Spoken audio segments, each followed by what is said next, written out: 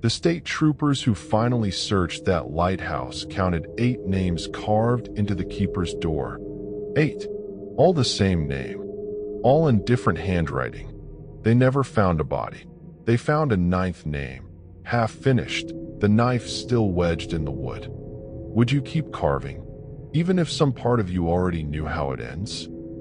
Drop a 9 in the comments if you'd have stopped at 8. Now let's go up the stairs. My name is Mara Voss. I was 31, and the worst decision of my life started with an inheritance I never asked for.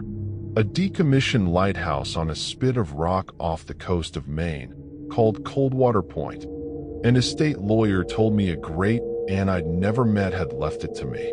No other family to contest it. Just sign, he said, and it's yours by the weekend. I should have let the state keep it. The only way out to the point was a private ferry that ran twice a day, and I missed the afternoon one by 4 minutes. The ferryman, an old guy named Pruitt, looked at his watch, looked at the darkening sky, and told me the evening crossing wasn't advisable. I told him I'd already booked 3 nights at the keeper's house. He didn't argue after that. He just stopped meeting my eyes. The crossing should have taken 20 minutes. It took nearly 2 hours, and I never once saw land disappear behind us. Only fog, closing in from every direction at once. It rose out of the rock like something that had grown there instead of being built. Black iron railings rusted to lace. A lamp room capped in glass gone milky with salt. No dock lights. No other buildings. Just the tower, the keeper's cottage beside it, and a silence so total I could hear the tide pulling at the rocks 50 feet below. The lamp in the tower was lit. Pruitt had told me the light hadn't worked since 1987. I told myself it was a solar sensor, some leftover automation nobody had bothered to disconnect. I hauled my bags up the stone steps, and the cottage door was already unlatched, swinging an inch in the wind like it had been waiting to be pushed. Inside smelled like brine and rust, and beneath that, candle wax. Fresh candle wax. The lawyer had told me the property had been sealed for nearly 40 years. 40 years, and something in that cottage had been burning a candle recently enough that I could still smell the smoke. On the keeper's desk sat a logbook, its leather cover cracked, but the pages inside crisp, recently handled. Entry after entry, in the same cramped hand, recorded nothing but wind speed and tide charts. Until the final page, where the handwriting changed completely. Frantic, digging through the paper. The last line read, "Whoever finds this. The light only calls you if you're already listed. Count the names on the door before you climb. If your name isn't there yet, leave tonight." I checked the door on my way in. I hadn't looked closely. I told myself I'd check in the morning. That night, I heard something climbing the spiral stairs of the tower, one slow step at a time, directly through the wall behind my bed. I told myself it was the wind working through old ironwork, gulls nesting in the lamp room, nothing more. I did not go check. The footsteps stopped at the top of the stairs at 2:47 a.m., and then the light in the tower, the light that shouldn't have worked, swept once across my bedroom window, slow and deliberate, like a lookout searching the dark for exactly one thing. By morning, the fog had burned off enough that I could see the mainland, distant and gray. I radioed Pruitt on the cottage's ancient marine set, asking for an early pickup. His voice came back thin through static. He asked if I'd checked the door yet. I told him I hadn't. He told me to count the names before I did anything else, and that he'd come back for me at sundown. Not before. I didn't understand him. I told him that was fine. I finally looked at the keeper's door in daylight. Carved into the old oak, deep and old in some places, startlingly fresh in others, were 8 names. All 8 said the same thing. M. Voss. I told myself it was a family name, a long line of keepers who happened to share my surname. Nothing more sinister than that. Then I noticed the eighth carving. The wood beneath it was still pale, still splintering, cut recently enough that the sap hadn't darkened. I want to be honest. I didn't stay because I was brave. I stayed because the lawyer had mentioned a safe deposit box bolted beneath the lamproom floor, and inside it, according to the estate paperwork, was the full record of the Voss keepers, for the next of kin only. Curiosity is how these things always start. I understand that now.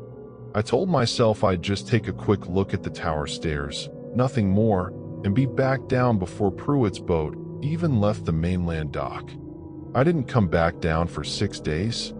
The tower held 91 iron steps, and by the time I reached the 30th, the daylight from the door below had shrunk to a coin of gray far beneath me. Scratched into the curved iron wall at intervals, faint under decades of rust, were tally marks. Not names this time, just marks, grouped in sevens, like someone counting days. I counted 41 groups of 7 before I stopped counting. 287 days, carved by someone with nothing else to measure time by. The lamp room at the top was small, circular, glass on every side, the old Fresnel lens still intact, and somehow spotless despite decades of salt air. There was no dust anywhere in that room, not one particle, on a lens that should have been opaque with 40 years of neglect. Someone had been polishing it, recently, regularly. I found the safe deposit box exactly where the paperwork said, bolted beneath a loose floor panel, and it was already unlocked. Inside were photographs, going back generations, all taken from the same angle at the base of the tower. Each one showed a woman standing at the keeper's door. Each woman had my face. In every photograph, she looked exactly the same age I am now. I told myself it was a resemblance running through the family line, strong bone structure, nothing more. Then I found a photograph dated 11 days ago. My great-aunt had been dead for 4 months. Beneath the photographs was a folded newspaper clipping from a 1931 shipping bulletin. It described a keeper's wife named Mara Voss who vanished from the light one autumn, leaving behind only a half-finished carving on the cottage door. No body was ever recovered. Locals swore for years that the light kept operating on nights when no living keeper was on the rock. Swept out to sea, then swung back toward shore, like someone still searching for a boat that would never come. I folded the clipping into my coat pocket, telling myself I finally had context, a rational thread to pull. I had no idea how short that thread actually was. That night the temperature in the lamp room dropped so fast frost formed on the inside of the glass, in the shape of handprints pressed from within. I heard a woman's voice for the first time, carried up through the iron stairwell, calm and patient, repeating one sentence on a loop. 8 is not enough. 8 is not enough. 8 is not enough. I sat with my back against the lamp room door until the sky went gray with morning, too afraid to move, too afraid to look at the glass again. On day 4, beneath the false bottom of the safe deposit box, I found a second stack of documents. Letters, all addressed to the 9th, written in 8 distinct handwritings across nearly a century. The first one I opened read, "If you're reading this, it means you already climbed the stairs before you found US. I'm sorry, none of us knew how to stop climbing either." I sat on that cold iron floor and read every letter, and by the last one, my hands wouldn't stop shaking. According to the letters, the lighthouse didn't simply have a ghost. It had a rotation, a keeper drawn back to the rock roughly once a generation, always a woman, always carrying the Voss name whether by birth or marriage, always believing herself to be the first. Mara Voss had come back in 1958, convinced she could finally break the pattern that had already taken her once. She wrote that she never left the rock again. The in the stack cut off mid-sentence, the pen dragging off the edge of the page as if something had reached the writer before she could finish the thought. By day 5, I hadn't slept in nearly 4 days straight. The footsteps on the spiral stairs no longer waited for dark. I heard them at noon, at dusk, climbing in an endless, patient loop. I tried to leave. I need you to understand that I genuinely tried. I climbed down all 91 steps, walked to the dock, and radioed Pruitt for immediate pickup. He came. I watched his boat cross the full distance toward the rock, and somehow dock at the exact same pier I was already standing on, having never actually moved. The water around Coldwater Point had folded back on itself. That's when I finally understood the logbook entry from the first night wasn't a warning to leave before I was listed. It was a warning about what happens once the 9th name is already carved and only the final letter remains.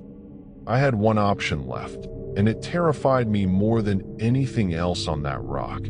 Climb to the lamp room one last time, find the door, and finish what had already been started in my name before the 8th night ended. I stood at the base of the tower as the sun dropped behind the mainland fog on night 6. The keeper's door had swung fully open on its own, the knife from the logbook's final page now resting in the 9th, unfinished carving.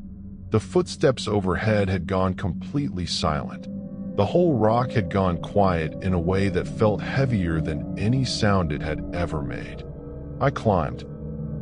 The room was exactly as I'd left it, except now the great lens had been turned, not toward the sea, but inward, toward the center of the room, throwing warped, magnified light across every surface.